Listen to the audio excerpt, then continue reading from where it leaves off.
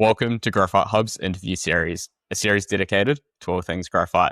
Now, today I'm joined by Chip Dunn, founder of Monomyth Group and chairman of M2 Graphite, formerly Anovion. So, welcome, Chip. It's great to have you here. Great, thanks for having me. So how about we start this off? Would you be able to give us a picture of M2 Graphite? Sure, of course, thanks. So, M2 Graphite, which was Anovion until a few months ago, we formed the business out of a merger out of two sets of assets in America. One set of assets in West Virginia were owned by a company called Amsted Industries in Chicago, and those were primarily Acheson furnaces. And in fact, hard to prove this fact, I think, but as we understand, the last remaining Acheson furnaces in North America. And then the other set of assets were a set of assets out of Niagara Falls from a company called Pyrotek, which were had access to some continuous graphitization furnaces, but the real assets that were contributed included their battery technologies that they had been developing over the previous decade. And this all happened at the kind of the tail end of 2021, and everything closed early 22, and we launched as Anovion in February of 22, and that was, as you recall, right in the middle, but right between the infrastructure bill and the IRA, and so there was a heck of a lot of tailwinds that were getting created by government announcements, and we felt that we could build a business in America to address not just the obvious Chinese dominance and what we all know today around critical minerals, but as much about helping bring some manufacturing jobs back to America. In our case, repatriating at scale some American originally developed IP and being part of the whole energy transition. I mean, I don't think it's more obvious today than it was maybe 5 years ago for most investors. But I mean, we've been preaching this for 5 years that as much as we all want our military applications to be a focus of our government for support and what have you around making sure that we have what we need as critical supply as a country. To me, the infrastructure that's being developed around data centers in particular and the backup systems around the grid are equally critical for national security.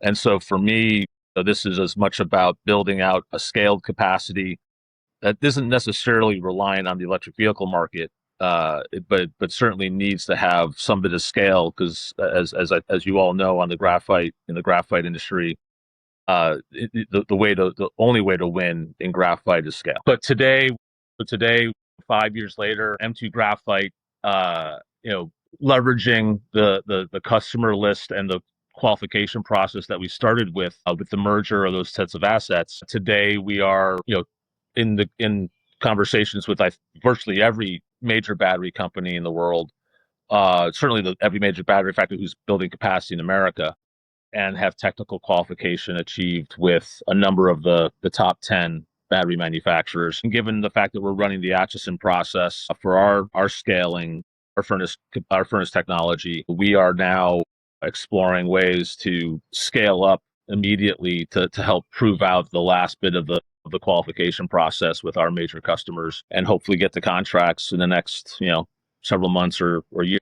I want to touch on qualification shortly, but maybe just before that, if we could jump into the rebrand from Anovion to M2 Graphite, what was that all about? Yeah, I mean, Anovion was a name that, quite frankly, I inherited when I was working through the carve out of some of the assets from Amsted initially, and it was not a name I necessarily loved. I get some of the hidden meanings of the word, but nonetheless, it wasn't really something that was like near and dear to my heart. And I made the first major investment to form the business, and we've invested a little bit over $100 million to date from my group and my investor group. And so as we work through a number of items, thinking through both brand recognition or brand meaning in the industry on the one hand, but also thinking through the public and private capital markets and letting investors know more clearly what we are. was an important element to how we thought about the business. So M2 is just the shortened of Monomyth Materials. My holding company is called Monomyth. Monomyth Materials is the entity that owns Monomyth, that owns M2 Graphite, or controls, I should say, M2 Graphite. And so it became really simple from there, M2 Graphite. And it has a sister company called M2 Innovations, which has a number of other assets and IP inside of it, including some silicon anode assets we purchased recently. But M2 Graphite is about as simple as it gets. Yeah, I wanted to touch on the silicon anode acquisition of Nanograph. Would you be able to explain the reasoning behind that acquisition? Yeah, so we had gotten to know the Nanograph team probably 5 years ago. It started off initially from an introduction of a mutual shareholder, and I think the hope was that there would be something more strategic to get done. Then they were pursuing a pretty big capital raise, and they had a business model that included developing not just anodes but also batteries, a battery cell technology. And for us, it was just at the time we rather than working too hard on the strategic opportunity, we decided to focus instead on the commercial opportunity because their anode technology was going to require a significant amount of graphite, and so we were working through over the last several years that qualification process. And when good, bad, or indifferent, there's nothing wrong with how I think things played out for Nanograph, or quite frankly, a number of the businesses in the battery space have I think faced a similar problem where capital is raised at some reasonably lofty valuations with expectations around the EV market in particular. And so, which requires those kinds of valuations, requires the EV market to basically be open for business. And I think as the adoption curve on EVs in America did not accelerate at the same pace, I think, as people had expected, I think it became more challenging for the investors, the major investors of some of these businesses. I think Nanograph would be one of them, but they're certainly not alone. To just, I think, have a different view on runway, on additional capital needs and timeline. And so when that happens, some interesting opportunities come up strategically. And so, although I think a lot of people have questioned why we didn't just buy the business out of M2 Graphite, I still believe it's a separate business because it has just two vastly different balance sheet requirements. It has two vastly different market opportunities, both near term and longer term. And so it doesn't mean that they both can't benefit from EVs, but the way that we're structuring it doesn't require us to have EVs be relevant to our success. On the graphite side, we need one of the major markets, EVs or ESS, to be open for business in the US to us, but we don't need both. And I think we're happy to serve our customers that sell batteries into both of those industries. But I think everyone right now, the attention is around energy storage as it relates to the grid and relates to the data centers. That's perfect for us because, quite frankly, our initial commercial product 5 years ago that we still sell to a number of smaller customers is perfect for ESS.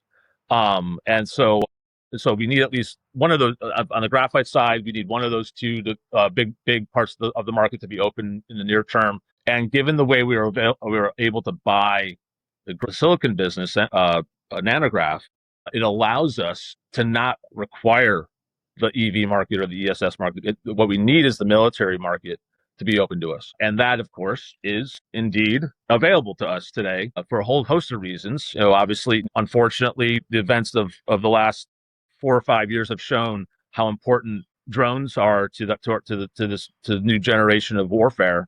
And a silicon anode is not uncommon in drone programs. And so we feel that the way that we were able to purchase the business, the value that we were able to purchase the business at, the balance sheet, the difference in balance sheet, and the focus on military use first allows us to just focus in a different way on the silicon business and on the graphite business. And so we felt it was important to keep them separate. But yet, graphite can still sell to the silicon business if ultimately they become a battery manufacturer. But we don't even necessarily have to become a battery manufacturer the way the original model was. We can literally just be a silicon oxide producer and have a really attractive business model, helping the military, the U.S. government, achieve its goals as it relates to the legislation that was passed by Congress around the NDAA and everything else. And if that's all we got done, that's a win on the silicon side. And now touching on catalysts, recently we were hoping that the anti-dumping and the countervailing duty case would have gone through, which would have imposed duties of north of 160%. But unfortunately, that didn't go through. Given that Anovion was a petitioner in that case, do you have an update on where things stand now? Yes, I mean, so although the spring result was not what we all wanted, with 1-2, and notwithstanding some, I don't know, some head scratching still around how that all unfolded that day, given the vote announcements. That's all without focusing too much on conspiracy theories, because that's not going to change my life at this point. We were certainly disappointed. We felt that the case was made. We never pursued a dumping case. We pursued a retardation case. Really, I mean, technically, it's all embroiled in the same statutes. But the material retardation on the domestic, we still stand by the evidence that we presented, which is why we're aggressively pursuing an appeal, and we will continue to aggressively pursue that appeal. And if we're successful on the appeal at the Court of International Trade, that then presumably gets remanded to the ITC. And the ITC looks very different today than it did 4 months ago. There's only one remaining commissioner from the original vote, 5 new ones, and the one that remains happens to be the one that voted in our favor. So maybe we're starting on first base. I don't know. All I know is that we feel we made the case around material retardation, and so that's why we're continuing to pursue the appeal. And if the appeal doesn't work, it was never something, Harry, that was a requirement. Obviously, if we need to have 160% tariffs in America to beat the Chinese imports over the long term, we're in trouble anyway. We shouldn't be in business, quite frankly. So to me, what we need is this sort of short-term support in some fashion, whether it be tariffs. As you're well aware, the government's going through a whole list of 301s and 232s and other things, and we are hopeful that there'll be some support in that form, potentially other forms of support out of different programs within the government. But if ultimately we prevail on the trade case, then that's happy days too. Because again, what we're looking for is the early day support, because it's impossible to compete with a competitor who's already at scale in a business that requires scale to win. And so for us to be able to get our first, not just at least our first production facility up and running, while there's still some form of protection, if you will, I think will be important, but it's not critical. I mean, we believe, and we strongly believe, that there will always be, if America has decided, which it seems to have, decided that it wants to be in the battery business again, and if, in other words, they're building batteries in North America, then it is just bad business to not have some part of your supply chain coming from more regionalized sources, domestic or otherwise. Because if COVID taught us anything, that was something. Forget about the dominance of some of these critical minerals by one country. That's obviously affects us here. But at the end of the day, this is really about supply chain security, not necessarily about national security from China per se. It just happens to be that in this case, they're potentially combined. And so to me, the supply chain security is an element to where all the battery manufacturers in America should want to have some bit of these minerals coming more locally. We believe, and we have to be able to prove this out once we get into scale. We believe we have a business model that can compete long term against the Chinese at scale. We believe that our cost structure can be at or below the Chinese cost structure at scale. And maybe we're wrong. Maybe. I don't think we are. We've looked at this for 5 years now, and we're confident that we have that business model that can both compete long term and provide really attractive returns to investors. And now we're pursuing ways to, how do we actually get not just our return on invested capital into that 25+% range, which we believe we can. It's how do we get our WACC, our initial WACC in particular, but our long-term WACC down to low double digits or high single digits over the long term. And so that's what we're working through right now. And I think we have a pretty strong path to get there. And so if we can develop a business model that can generate 25 plus at a weighted average cost of 10% ish, that's a really attractive return to any investor. It doesn't matter if China still has 90% of the market. I don't care. I mean, I care for America. I don't care if we have to compete with them, though. And just jumping back to the types of support that you mentioned earlier, whether that is tariffs, it's the appeal. What is the timing looking like for those levels of support that the industry needs to see?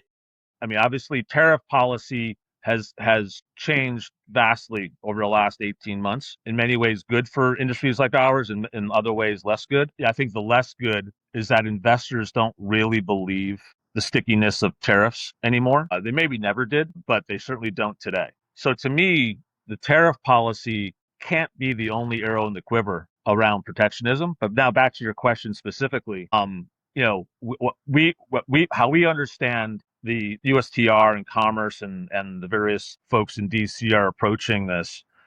There's a list. I don't know what's on that list. I have a reasonable idea of what's on that list, but there's a list of all the critical minerals that are, in some order of importance. Clearly, we saw in the last 18 months that rare earths for a time, maybe still, were extremely important. And I think all of us can understand why rare earths are production of rare earths in particular, is so important. Where graphite falls in that list, I don't know with any level of certainty. I know that the government is aware of the massive imbalance and the dominance by China. Obviously, Commerce, in the course of our trade case, is the one that did their diligence, and we didn't come up with 160% potential penalties. In fact, the penalty, if you go back and look at the press releases, the penalties were well over 900%. There was a big negotiation along the way that brought those down to 160%. So the government's done the work. Now it's just a matter of how important is this versus other things that are on their agenda now and ahead of the midterms and after. Again, I'm not terribly put off. I mean, to me, the folks who lose on timing of us not being in business are actually our own customers. Because although they think they can keep on buying Chinese graphite, import graphite for relatively low prices, that might be true. But all they're doing by not supporting the domestic industry more aggressively is delaying our ability to be in business in the first place. And so for us to have to wait till January or March or just June, it's not gonna. We're gonna still be here. We're gonna wait these guys out. I get the joke. And so for them to not commit to us, to help us get in the business, is just obtuse at best. And so for me, this is about how do we help the country? How do we help our customers? And if we can get in the business, it's still, because it's not like we can snap our fingers and have a multi-billion-dollar facility built overnight. It takes 2 years or more. Obviously, we're all seeing the run on all the various power sources around the country. So it could take more than 2 years in some cases, depending on our second facility. And so to me, the customers are the ones who are ultimately going to be impacted by this, which means that all of us as consumers are ultimately affected by this. And so to me, that's why there should be an urgency to get companies like ours, with like M2 Graphite and some of the other guys in North America trying to do this, into business. And this idea that they just can keep on buying cheap imported graphite, whether it be from Morocco or Indonesia or China, I think they're going to be sorely mistaken in the long term to not have even a small domestic industry ready to go. Yeah. And would you mind providing us an update on where you're at with your operations? Yeah. We've had our plans and our site and our permitting done for, gosh, I feel like it's been for forever. It's been at least 3 years. And so what we decided to do three years ago, when it became clear that the customers were not going to be the chance of us getting a fully financeable contract at this point, and I don't think any of us are Pollyanna about this. I mean, there's no reason why a customer should give us a fully financeable contract, right? I mean, none of us have scaled capacity commissioned to be able to justify that. But I think when it was very clear to us, several years ago, that it was going to be even tough to get conditional contracts. And that I'll never really understand exactly why, given the last, diatribe I went on. But uh, because but I'll never totally understand why. But it is what it is. And so we decided to tighten our belts, and we were running at a really aggressive um, burn rate, aggressive bad burn rate, 3+ years ago, and it just we had the capital, and we thought that this was a no brainer, and we learned some lessons, and thankfully we cut our burn by about, I think, 70%, and so we are on a path to where we can keep on going for a long time, given our ability to raise the capital to keep us going for a long time. Because we haven't committed to production yet. Back to your point, we're not going to commit to production because we believe that our technology risk here, given our process and what we've been able to prove out on the technical qualification already, is sufficient to get to a contract with somebody. I don't know exactly who that is. Hopefully, one of our top, 4 or 5 customers, who are some of the top 5 or 10 customers in the world, or battery manufacturers in the world. But all it takes is one for us to get in the business. And so we're hopeful that we find that supportive customer. And once we do, we're ready to go. I mean, we're pursuing both public and private alternatives around capital raises. And to me, this is, it's about, it's a big nut. It's a big, $600 million plus to get the first phase of our project done is not small. $1 billion plus first facility, not small. But again, we have to be at scale to win. And so, to me, it's why build 5,000 tons when no one needs 5,000 tons. And I guess just further to the funding environment at the moment, obviously it is quite tough. More often than not, most weeks we are seeing graphite players. We're seeing consolidation. We're seeing companies push back the restarts of their projects raising heavily at discounts. How are you approaching the current funding environment? Oh, it's hard. It's really hard. I mean, it was hard even before we got going, because you remember we got going kind of early 22, really in earnest, and the early stage, the venture market already started showing signs of challenges, and that really kind of reared itself, probably within 12 months after that. And so, we've been, again, quite lucky. Again, I my original investors and me are the largest investors, in our cap table, and the existing investor base is made up largely of family offices and former executives and individuals. It's not traditional institutional capital. Not to say I wouldn't take institutional money. It just hasn't really been the kind of capital that is attracted to this opportunity right now. And so we continue to raise that kind of capital. We continue to have conversations with institutional capital. And I feel like, there's some, what would the word be? I guess there's some warming up of the institutional market for these types of opportunities. And then on top of that, you have the public markets, which we have to be looking at. And it feels premature given our stage, but it's one of those things that, it's not unprecedented. But the problem is that, most companies have access to, say, the multiple ways of going public, whether it be, traditional IPO or direct listing, or certainly the SPAC market. And we don't really have the same arrows in the quiver, because all those require various things that we can't deliver right now. I mean, we can deliver probably on the traditional IPO the easiest of all of them, but even that would increase our burn significantly, and so we have to be careful about those decisions as well as we wait through. Listen, we have some near-term events that the appeal process should be done in the next few months, probably 6 months. So maybe it's longer than I thought. But anyway, a point is that, we're always looking at all. I mean, my background includes, 15 years on Wall Street. And so I feel like that's maybe not my expertise, but I certainly understand it well enough to hopefully navigate it in a way for us where, where we have access to both the private and the public markets. And the question is when. And, if I could snap my fingers, we would have gone public last year, right? When you had a whole wave of I'd say speculative companies going public, or early stage companies, super early stage companies, pre-revenue companies going public. I don't know, even with you have all this euphoria around, the big AI companies and SpaceX. I don't know. That's probably a tougher market. Maybe I'm wrong, but it's anyway. Public, we certainly continue to have really great conversations, even for large amounts of capital. It's just that right now the cost of that capital is just lofty.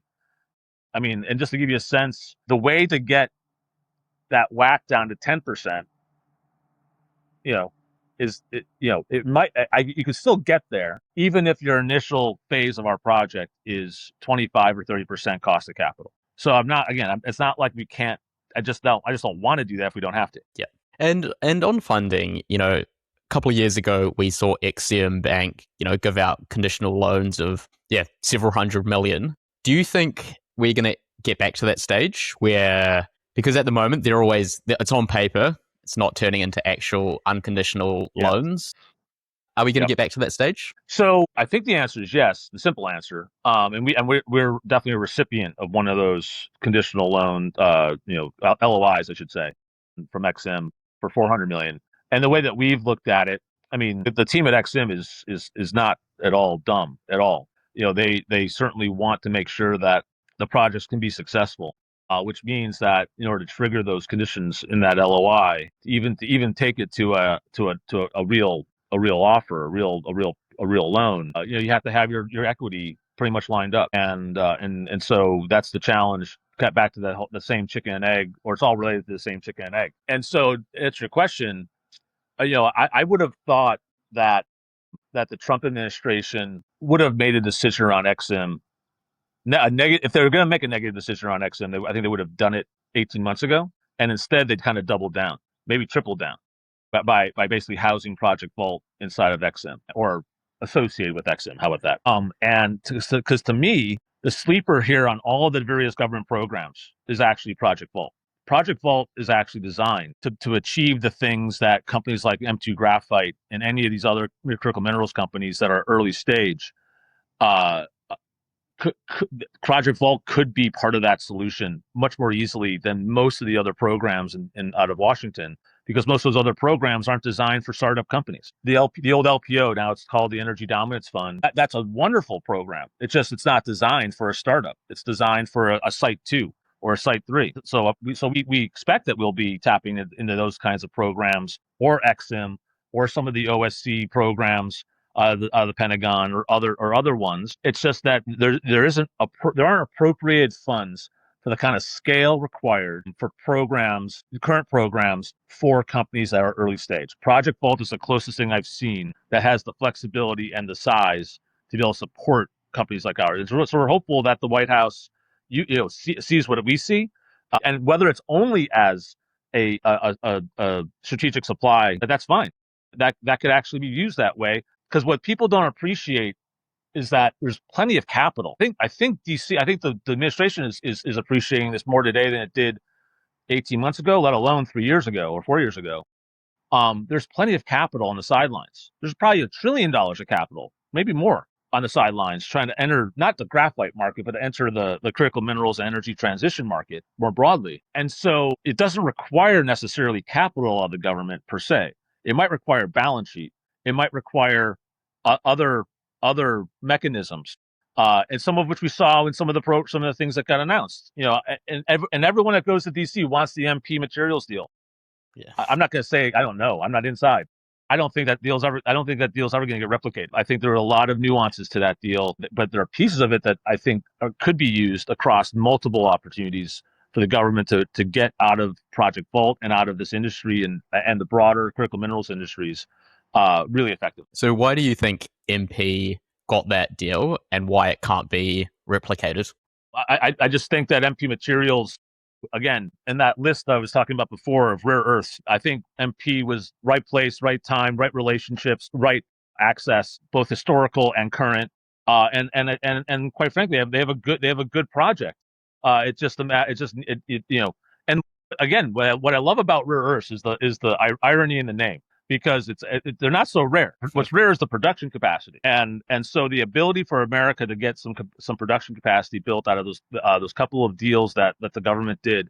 I totally get it, and people can complain about state ownership and golden shares and all that all day long, but America needs some of these technologies, some of this capacity, and I put MP right in the sweet spot for what the government's focus is. I hope that graphite is as well. Would I take an MP type deal? Of course I would. I mean, I think anybody in this industry or any of these related industries would take that deal. I just don't think it's ever going to get replicated because it was like a perfect, whatever the opposite of a perfect storm is.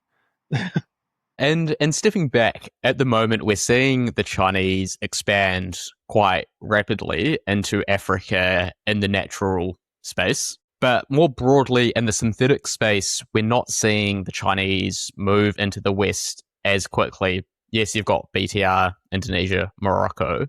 But outside of that, there aren't that many Chinese companies moving into synthetic. Why do you think that is the case, that these Chinese companies are moving into natural as opposed to synthetic? Yeah, I personally, it's all about installed capacity. There's so much installed capacity already for synthetic in China, and with the way that they built it, which is not necessarily the way that the way that we are looking at building out our capacity. It requires massive market opportunity, and so I think that the way that because the more decentralized, as I understand it, the more decentralized process, overcapacity requires them to really now focus so much more on the domestic EV market, and for them to build additional capacity outside of, say, Indonesia and Morocco. I'm not sure they're going to need it, because the only market that's really sort of raising their hands saying no mas is America, right? I mean, I'm not saying Europe won't follow or other regions won't follow, but the only one that's really aggressively saying no more, or please let us try it here too, is America. And so and that market, in the American market, no matter how much I love it, and I hope it grows to gazillions of tons. Reality is it's not. It's 300 to 400,000 tons a day of graphite going to what, maybe 1.5 million in 10 years. Maybe it's a little bit more. But I mean, it would have to. Elon Musk would have to be right about EV adoption, and he might be. He's been right on a few other things, right? But he has to be really right on EV adoption curve for the domestic market to be big enough to justify, I think, building out capacity. And I think, beyond the Chinese shores. And again, back to with the way that they built their capacity, I have to imagine, well, maybe not inside China, but anywhere else in the world, the installed fixed cost base would be so massive that it'd be silly to build out. And I'm not going to be as cynical as some. I want to believe that the Morocco and Indonesia expansions were about more than just circumvention, but maybe it was about circumvention, in which case, guess what? That's not going to play for very long either. No, exactly. And sticking on the note of China, we saw the restrictions were imposed, or there was a pause on the restrictions back in November of 2025. And so that deadline is coming up. I think it's the 10th of November. What way do you think that's going to go? Is the pause going to be extended, or? Yeah. I mean, we are hearing so much noise, and if you cut through the noise, it sounds to me like the Chinese, I'll say the Chinese producers, I presume that's coming from upstairs, from the government, but let's go with the Chinese producers, are making some rather aggressive stances around ability to get graphite to other parts of the world under certain circumstances. So to me, I think those restrictions are going to get extended, and I think that's going to actually work. It's going to really hurt. Certainly, our customers, going to hurt our market, and quite frankly, to me, that would be one of the areas that the government should be focused on. The U.S. government should be focused on around all this trade policy and tariff implementations. And it's not so much about the reciprocal tariffs as much as it is maybe we need to be thinking about export controls as well, because there are certain things both inside of our supply chain and outside of our supply chain that the Chinese need pretty badly. And so if they're going to play this game, maybe we need to play that game too. And look, on paper, everything is there that points that the graphite market needs to be established outside of China. But look, it's, I've been doing this for 2.5 years and nothing's changing. So look, where do we go from here? Because I think there's a real sense of fatigue around the market at the moment. And investors just, I think from the people that I speak to, just can't see the light at the end of the tunnel. Yeah, no. Listen, I think. Well, listen, part of this is back to the point about the EV market in particular. No one is going to take anything away from the Chinese on what they've been able to build domestically around the EV adoption curve, right? And so that EV market, even though their batteries are probably a slightly different design than what they're saying to the rest of the world, that EV market is supporting them.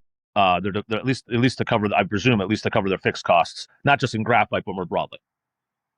And the rest of the world doesn't have nearly, I mean, I shouldn't say that, there are pockets like Norway, but the rest of the world doesn't really have that kind of adoption curve around EVs. So, however, I go back to what I said earlier. I think that the government, the U.S. government, through the NDAA and through the OBBA and the history of that with the IRA, now have a better sense of some of these issues to at least where the military needs are being addressed. The sad reality is the military needs is pretty modest. The military only would never support a whole industry. It just isn't enough. However, why can't ESS be as critical to national security as our military needs are?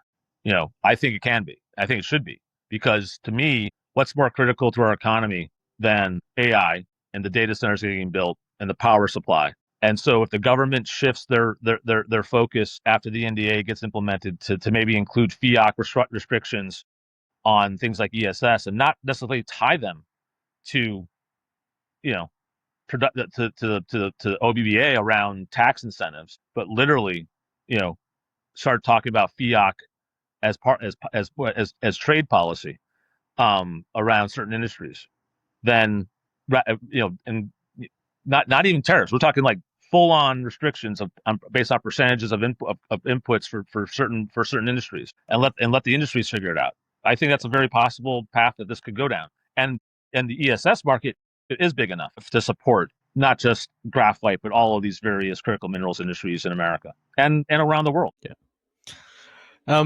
Final question before we wrap this up. What's next for M2 Graphite? Yeah, so after we bought the silicon business upstairs at the parent company, we had intended to mothball those assets, but given everything that's going on, meaning wait till next year and figure it out. But given everything that's going on with the Pentagon and the NDAA, we've decided to actually accelerate our business plan. So we're actually raising capital now at that level to more aggressively, become a domestic supplier of silicon oxide, particularly, and to the extent that the market, is there for us. We'll get into the anode technology as well. But focus first on the silicon oxide, and particularly with a particular focus around the military needs. So that's not the M2 graphite side, but that's what M2 is focused on. And then M2 Graphite is we are continuing to work with our lead horses of customers on finding ways to break through the chicken and egg. So again, we have technical qualification with a number of them, which is a really big achievement. Just need to get through that final commissioning qualification stage, and we may have to pursue a pilot facility, and I would do it reluctantly because I feel like it's a big sunk cost at the end of the day. But that's something we'll have to assess. But our hope is that in the next 90 days, we might be in a position, given some of the developments on the fundraising, to be able to think about at least building out our power demands in Georgia, possibly even getting the project going. So I say 90 days. If I've learned anything in the last 5 years, I can't predict time. So I should just be careful about saying 90 days. Yeah. How long is a piece of string, right? Exactly. Yeah. So, but the point is that we are continuing to we stand ready to be able to start moving dirt, and that's the nice thing about where we are with that project, to be able to move dirt literally the next day after having the money in the bank, and we continue to stay close with our partners on the EPC side, as well as on the power side, to make sure that the timelines that we've been discussing haven't moved materially. We were really fortunate. We started ordering some of our transformers 4 years ago, and we started taking delivery almost in pieces, if you will, not technically, but and so we're taking delivery now of full of some of our transformers. So we won't have the same bottleneck that I feel like some of the other industries, we'll still be affected by all of that, of course, but we should be able to keep most of our timeline in place. Thanks, yeah, Chip, for coming on today. It's been a pleasure, very insightful, and I hope our audience values your contributions. So thank you. Hey, Harry, I really appreciate the time and the questions. And if any follow-ups or questions come up, I'm happy to jump back on or address them however is appropriate. Yeah, no, we'll definitely have to do this again in the future. So thanks everyone for tuning into this episode of Graphite Hub's interview series. We'll see you next time.